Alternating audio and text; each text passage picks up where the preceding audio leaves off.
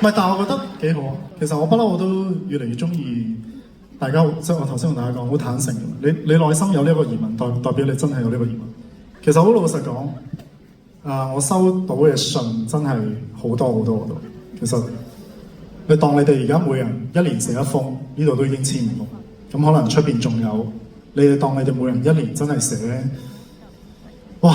真係都幾萬封咁樣，係啦。咁我屋企真係有個位專門擺信嘅，係啦。但係我係一得閒就會睇咯，係啦。但係有時我都會特別，我有個助手咁，佢就會幫我睇下，封信有冇啲咩需要回啊，或者咩？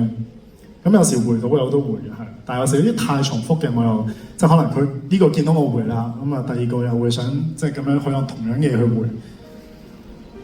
有好多嘢呢個世界上咧，你係睇唔到嘅，你得個信字嘅啫。你真係得個信字，我都唔知嘅，因為我唔可以講我咁有心，講真唔現實。我話我睇過你哋每個人封信，你都唔信啦。但係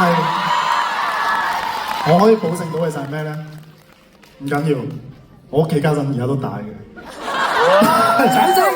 唔係。我可以保證啲咩咧？我真係有間房，總之我每日都擺喺度，我每日都睇，咁拉長個時間嚟咯。我得閒無事我睇，咁總有一日都會睇到你個封。可能真係你今年寫俾我，我可能3年之後先睇到。但係相信嘅力量係好緊要，因為知道姜濤關於信嘅問題嘅答案係相信。多謝。